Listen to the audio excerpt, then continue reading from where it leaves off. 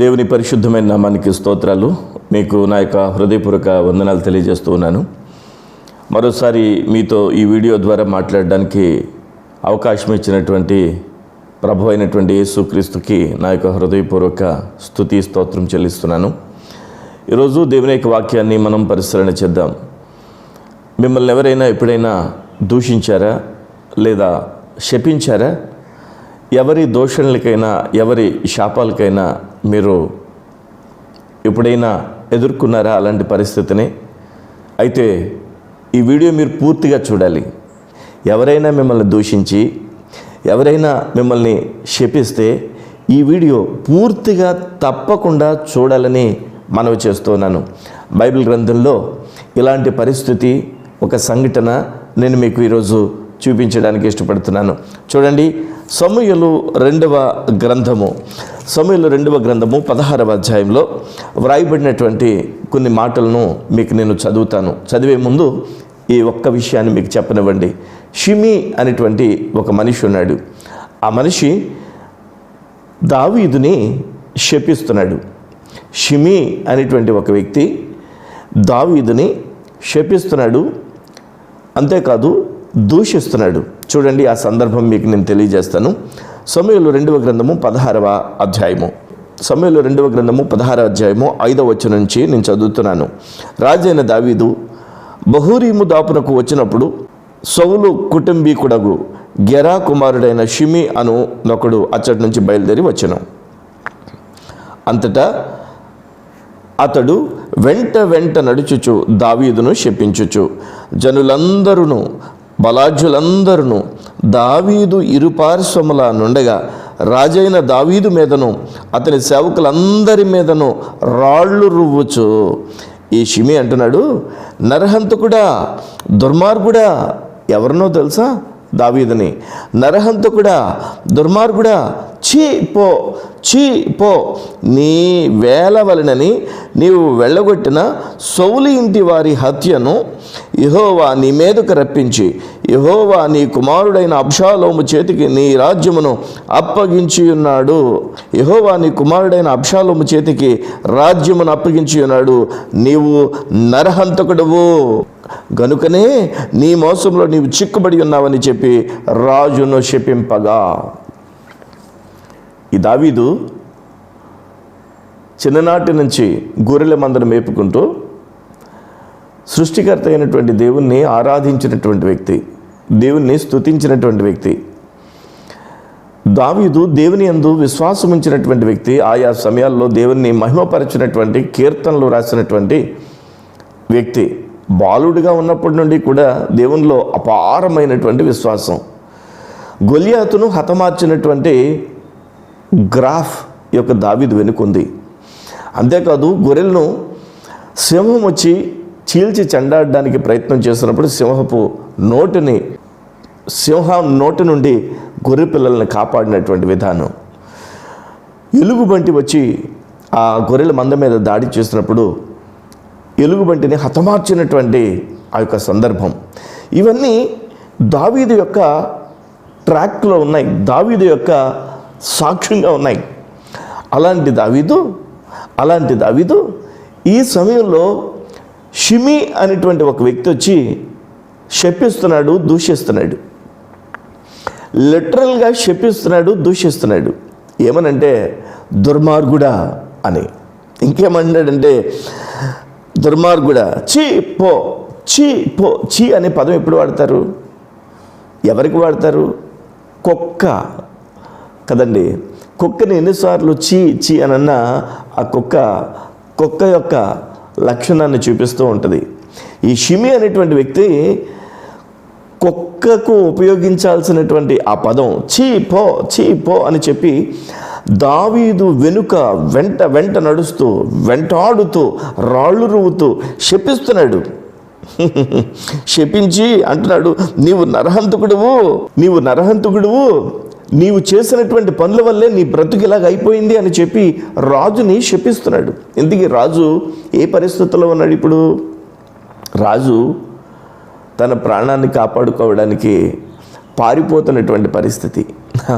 ఆ మాటకు వస్తే సింహాన్ని, ఎలుగుబంటిని, గొలియాతును కూడా హతమార్చినటువంటి ఈ దావీదుకి ఎవరు లెక్క చెప్పండి? కానీ తన యొక్క సొంత కుమారుడైనటువంటి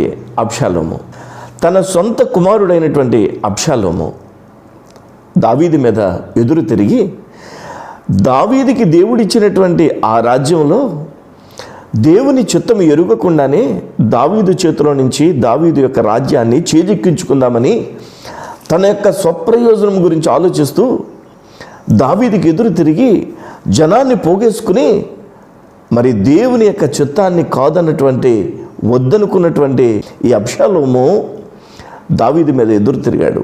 జనాన్ని అందరినీ పోగేసుకున్నాడు. ఇదిగో మీకు నేను నాయకుడిగా ఉంటాను, మీకు నేను నాయకుడిగా ఉంటాను, మీకు నేను నాయకుడిగా ఉంటానని చెప్పి తాను అబ్షాలోము ఇజ్రాయేలీలందరినీ పోగేసుకుని వాళ్ళతో ఒక మాట చెప్పాడు. ఇదిగో బలిపీఠం ఒకటి ఉంది, అక్కడ దేవునికి మహిమకరంగా ఒక చక్కని బలి అర్పించేటువంటి కార్యక్రమం ఉంది, హెబ్రోనులో ఆ పని చేస్తాం మనం అని చెప్పి హెబ్రోనికి పిలిపించుకున్నాడు ఈ జనాన్ని అందరినీ.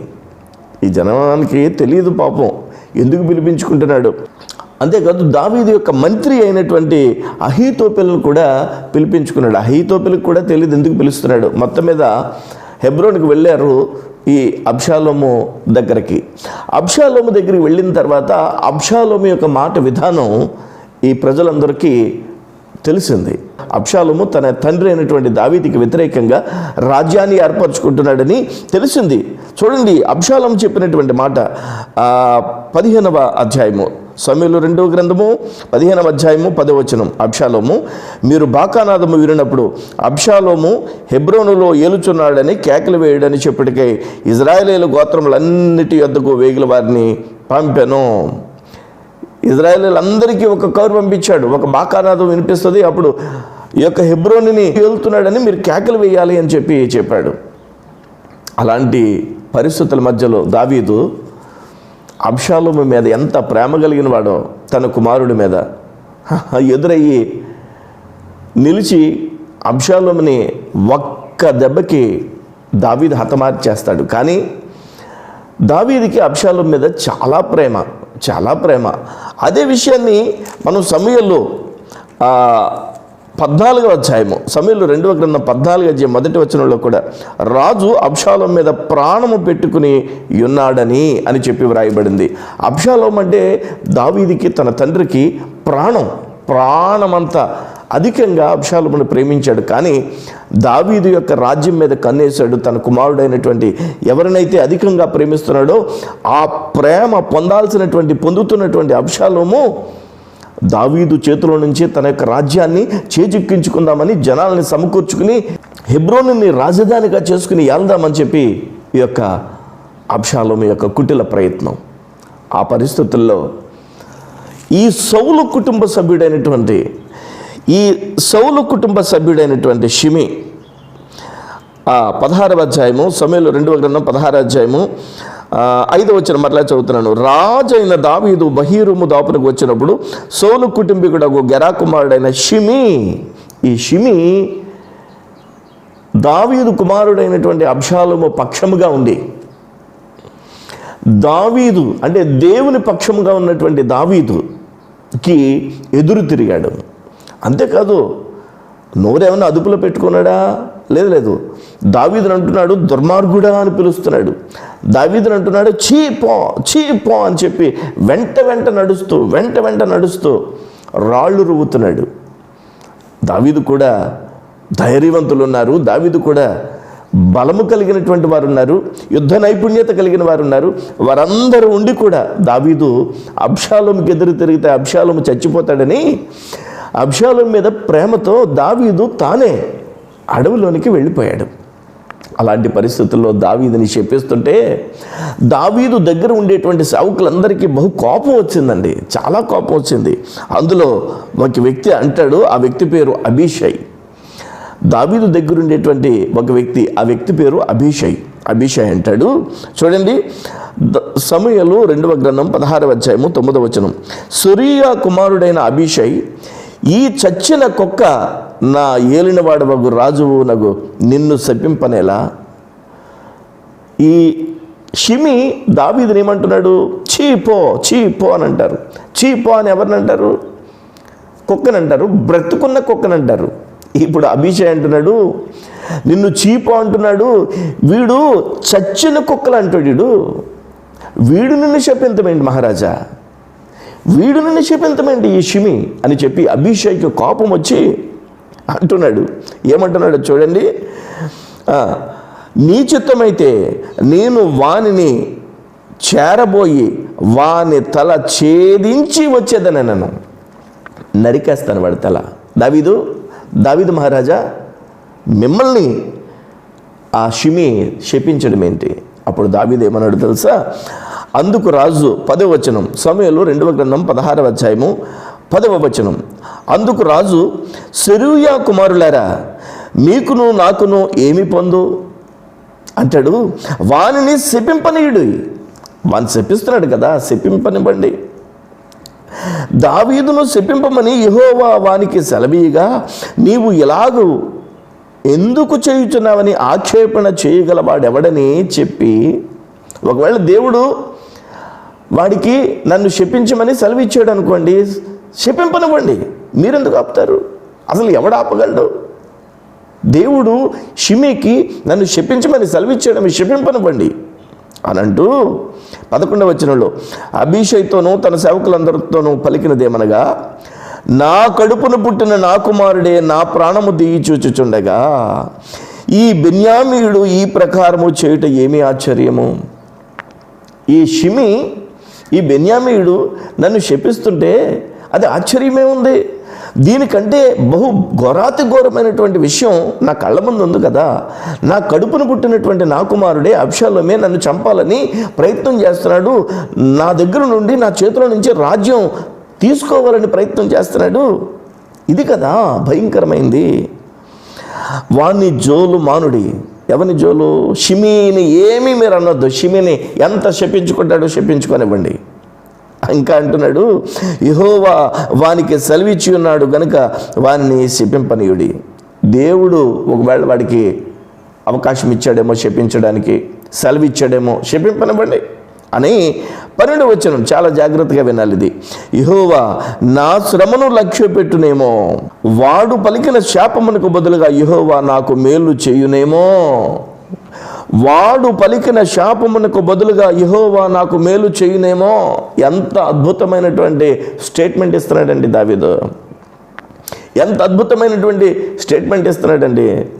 ఎంతో యుద్ధ నైపుణ్యత కలిగినటువంటి వాడు, ఎన్నో పాటలను రచించినటువంటి పాటలు రచయిత, గాయకుడు, అద్భుతమైనటువంటి సంగీత జ్ఞానం కలిగినటువంటి వాడు, వీటన్నిటికంటే రాజు, ప్రపంచ దేశాల్లో అద్భుతమైనటువంటి రాజుగా కొనియాడబడుతున్నటువంటి వాడు.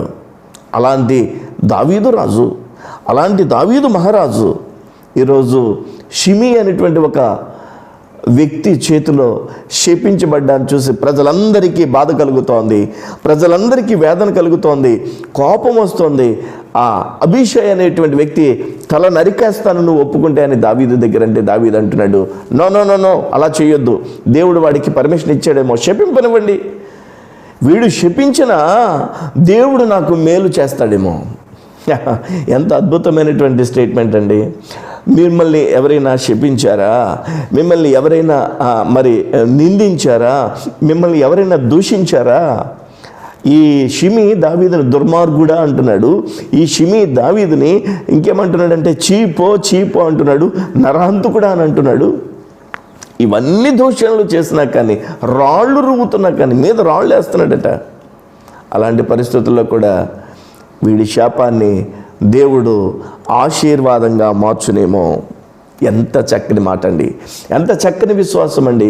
ఒకవైపున తన కుమారుడే తను పరిగెత్తించేటువంటి పరిస్థితుల్లో, ఒకవైపున రాజ్యం చేజారిపోతుందేమో అన్న పరిస్థితుల్లో, గందరగోళమైనటువంటి పరిస్థితుల మధ్యలో శాపవచనాలు వినిపిస్తుంటే కూడా వచ్చి శపిస్తూ ఉండేటువంటి పరిస్థితుల్లో షిమిని దావీదు ఆ శపింపనివ్వండి, వాడికి అడ్డు వెళ్ళొద్దు. దేవుడు శాపాన్ని ఆశీర్వాదంగా మార్చగలిగినటువంటి వాడు అని నమ్మేటువంటి దావీదు ఈ స్టేట్మెంట్ ఇస్తున్నాడు. మరలా చదువుతున్నాను. సమూయేలు 2వ గ్రంథం 16వ అధ్యాయం 12వ వచనం. యెహోవా నా శ్రమను లక్ష్యపెట్టునేమో, వాడు పలికిన శాపమునకు బదులుగా యెహోవా నాకు మేలు చేయనేమో. ఎంత అద్భుతమైనటువంటి విషయమో తెలుసా? ఆ తర్వాత ఏం జరిగిందో తెలుసా? సమూయేలు 2వ గ్రంథం 16వ అధ్యాయము 17వ అధ్యాయము కనుక మీరు చదివినట్లయితే ఒక మంచి అద్భుతమైనటువంటి ప్రణాళిక జరుగుద్ది. దావీదు పక్షంగా చక్కని కార్యం చేశాడు దేవుడు. దావీదు వెనుకే ఉంటామని చెప్పి వచ్చినటువంటి ధైర్యవంతులు, దావీదు వెనుకే ఉంటామని వచ్చినటువంటి గొప్ప దైవజనులు, యాజకులు, మరి ఎంత అద్భుతమైనటువంటి ఈ యొక్క దావీదు పక్షంగా ఉండి చక్కని నైపుణ్యతను కనపరిచారు. దావీదుకి సహకరించినటువంటి అత్యంత చక్కని వ్యక్తులలో ఒక వ్యక్తి ఎవరో తెలుసా? హుషై. ఈ హుషై అబ్షాలోముని మానసికంగా తన తండ్రి అంటే ఏంటో పిక్చర్ చూపిస్తాడు. నీ తండ్రి మీదకి యుద్ధానికి వెళ్తున్నావు, నువ్వు మామూలుడు అనుకుంటున్నావా? నీ తండ్రి మామూలుడు అనుకుంటున్నావా? ఎంత నైపుణ్యత ఉందో తెలుసా? తను కూడా ఎంత ధైర్యవంతులు ఉన్నారో తెలుసా? ఒకవేళ మీరంతా ఈ హెబ్రోన్ నుంచి దావీదు మీదకి మీరు యుద్ధానికి వెళ్తే, దావీదు కనుక ఆ యుద్ధంలో తన యొక్క చాణుక్యతని, చాకచక్యాన్ని ఉపయోగిస్తే మీరు తట్టుకోగలరా? ఎందుకంటావు? మీకు బలం సరిపోదు అని చెప్పి బ్రెయిన్ వాష్ చేశాడు అబ్షాలోంకి ఈ హుషై అయినటువంటి వ్యక్తి. దావీదు పారిపోవలసి వచ్చినటువంటి పరిస్థితుల్లో దావీదు కూడా ఒక వ్యక్తి ఈ నగరిలో నుండి, ఈ రాజ్యంలో నుండి దావీదుతో పాటుగా వెళ్ళిపోవడానికి సిద్ధపడ్డాడు. ఆ వ్యక్తి ఎవరో తెలుసా? చూడండి, ఇత్తయి, అతని పేరు ఇత్తయి. సమూయేలు 2వ గ్రంథము 15వ అధ్యాయము 19వ వచనం. రాజు గిత్తీయుడగు ఇత్తయిని కనుగొని, నీవు నివాస స్థలమును కోరు పరదేశమై ఉన్నావు, నీవెందుకు మాతో కూడా వచ్చుచున్నావు? నీవు తిరిగిపోయి రాజున్న స్థలమును ఉండుము. నిన్ననే వచ్చిన నీకు ఎక్కడికి పోదుమో తెలియకయున్న మాతో కూడా ఈ తిరుగులాట ఎందుకు? నీవు తిరిగి నీ సహోదరులను తోడుకుని పొమ్ము, కృపాసత్యములు నీకు తోడుగా ఉండును గాక అని చెప్పగా, ఎత్తైతో చెప్తున్నాడు, ఇత్తయ్యి నీకు ఎందుకయ్యా, క్రొత్తోడు నువ్వు, మా గురించి నీకు సరైన అవగాహన లేదు, మేము ఎక్కడికి వెళ్తామో మాకు తెలియకుండా వెళ్తున్నావు, నీకెందుకు ఈ ఇబ్బందులంతా? ఎత్తయ్యి నువ్వు నీతో పాటు వచ్చిన వాళ్ళందరూ వెనక్కి వెళ్ళిపోండి అని అంటే ఎత్తయ్యి ఏమన్నాడో తెలుసా? సమూయేలు 2వ గ్రంథం 15వ అధ్యాయము 21వ వచనం. ఎత్తయి, నేను చచ్చినను బ్రతికినను యెహోవా జీవముతోడు, నా ఏలిన వాడువను రాజువనగు నీ జీవముతోడు, ఏ స్థలమందు నా ఏలిన వాడువను రాజువనగు నీ ఉందువో ఆ స్థలమందే నీ దాసుడినైన నేనుందనని రాజుతో మనవి చేశాను. ఒక్కొక్కరు నమ్మకమైనటువంటి వారు రాజుకి తోడుగా ఉన్నారు. రాజుకి తోడుగా ధైర్యవంతులు ఉన్నారు. రాజుకు తోడుగా విశ్వాసం కలిగినటువంటి వారు ఉన్నారు. రాజు అడవిలోనికి వెళ్ళినప్పుడు పారిపోయేటువంటి పరిస్థితుల్లో ఉన్నట్టుగా అనిపిస్తున్నా కానీ అబ్షాలోము మీద ప్రేమతో వెళ్ళాడు. మొత్తానికి ఏమైందో తెలుసా? దావీదు తనని నమ్మినటువంటి 3 వ్యక్తులకి ఈ బాధ్యత అప్పగించాడు. ఏ బాధ్యత అంటే శత్రు సమూహాన్ని కంట్రోల్ చేసేటువంటి బాధ్యత. ఎవరెవరు అనుకుంటున్నారు? సమూయేలు 2వ గ్రంథం 18వ అధ్యాయము 5వ వచనం. అప్పుడు రాజు యోవాబును అబీషైని ఇత్తయిని పిలిచి వాళ్ళకి, నా నిమిత్తము యవ్వనుడైన అబ్షాలోమునకు దయచూపుడని ఆజ్ఞాపించను. అంటే నా కుమారుడు అబ్షాలోమును మాత్రం మీరు ఏం చేయొద్దు, ఇదంతా మీరు కంట్రోల్ చేయండి అని చెప్పి జనులందరూ వినుచుండగా రాజు అబ్షాలోమును గూర్చి అధిపతులందరికీ ఆజ్ఞ ఇచ్చాను. జనులు ఇజ్రాయేలీయుల వారిని ఎదిరించుటకే పొలంలోనికి బయలుదేరి నా మీదట యుద్ధం ఎఫ్రాయిములో జరగగా, యుద్ధం చేయడానికి వెళ్ళాడు. దావీదు అంటున్నాడు, అబ్షాలోముకి ఏమీ ప్రమాదం జరగకుండా చూడండి అని చెప్పి. అలాంటి పరిస్థితుల్లో అబ్షాలోము తాను చెట్టు కొమ్మకి ఇరుక్కుపోయి ఆకాశానికి భూమికి మధ్యలో ఒక కొమ్మకి వేలాడుతూ ఉంటే, ఆ సమయంలో ఈ 3 వ్యక్తులలో యోవాబు అనేటువంటి ఒక వ్యక్తి వెళ్ళి అబ్షాలోముని హతమారుస్తాడు. అబ్షాలోముని హతమార్చిన తర్వాత దావీదు చాలా దుఃఖపడతాడు, చాలా ఏడుస్తాడు. నా కుమారుడా, నీ బదులు నేను చనిపోతే ఎంత బాగుండేది, నువ్వు ఎందుకు చనిపోయావు కుమారుడా అని ఏడుస్తాడు. తండ్రి ప్రేమ. అబ్షాలోము చనిపోయిన తర్వాత రాజు తిరిగి మరలా రాజనగరికి రావడం, దావీదు యొక్క ఏలుబడిలో ప్రజలందరూ సుభిక్షంగా ఉండడం మనం చూస్తాం. కానీ రాజు అడవి నుంచి ఈ యొక్క రాజనగరికి వచ్చేటువంటి ఆ ప్రయాణంలో, ఆ పరిస్థితుల్లో ఇంతకుముందు దావీదుని శపించాడు కదా, ఆ శపించినటువంటి దూషించినటువంటి షిమి ఏం చేస్తున్నాడో చూడండి. సమూయేలు 2వ గ్రంథము 19వ అధ్యాయము 18వ వచనం చివరి మాట నుంచి చదువుతున్నాను. అంతటా గెరా కుమారుడగు షిమి వచ్చి రాజు యోర్దాను నది దాటిపోగానే అతనికి సాష్టాంగపడి, అంటే కాళ్ళ మీద పడిపోయాడు. దావీదు దేవునికి అప్పగించాడు. దావీదుని శపించినటువంటి, దావీదుని దూషించినటువంటి దుర్మార్గుడా, నరహంతకుడా, చీపో అని చెప్పినటువంటి షిమిని దేవునికి అప్పగించాడు. దేవుడు దండిస్తే ఎట్లా ఉంటుందో చూడండి. దావీదు కాళ్ళ మీద పడ్డాడు షిమి, సాష్టాంగపడి, నా యేలినవాడా, నేను చేసిన ద్రోహము నా మీద మోపకము. ద్రోహం చేశాడని తెలుసు, ఒక ద్రోహం చేశాడని తనకు తాను తెలుసుకున్నటువంటి ఒక వ్యక్తి దావీదును దుర్మార్గుడా అని అన్నాడు. నా యేలినవాడవు, రాజువు, నీవు యెరూషలేమును విడిచిన వేళ నీ దాసుడగు నేను మూర్ఖించి చేసిన దోషమును జ్ఞాపకం ఉంచకము, మనస్సు నందుంచు కొనకము. నువ్వు నీ మనసులో పెట్టుకోకు, నన్ను క్షమించు అని కాళ్ళ మీద పడిపోయాడు షిమి. అప్పుడు అక్కడ ఉండేటువంటి అభిషై అంటాడు, వీడిని అసలు ఉంచకూడదు, వీడిని హతమార్చాలి అని అంటే దావీదు ఈ షిమికి ఒక మాట ఇస్తాడు. ఆ మాట కూడా నేను చదివి వినిపిస్తాను. సమూయేలు 2వ గ్రంథము 19వ అధ్యాయము 23వ వచనం. నీకు మరణశిక్ష విధింపనని షిమితో సెలవిచ్చను. నేనేం చెప్పదలుచుకున్నానంటే, మిమ్మల్ని ఎవరైనా శపించారా, మిమ్మల్ని ఎవరైనా దూషించారా, మిమ్మల్ని ఎవరైనా మీ మీద రాళ్ళు రువ్వుతున్నారా అంటే దాని అర్థం ఫలించేటువంటి చెట్టు మీద రాళ్ళు ఎలా వేస్తారో మీ మీద మాటలు అనేటువంటి రాళ్ళు వేస్తున్నారా, మీరేం బాధపడద్దు, అస్సలు బాధపడద్దు. మీరు చేయాల్సింది దేవునికి అప్పగించండి. అప్పుడు దేవుడు తాను తన యొక్క ప్రణాళికని అమలు చేస్తాడు, కాళ్ళ మీద పడేటట్టుగా చేస్తాడు, క్షమించండి అని వారి నోటి చేత అనిపిస్తాడు.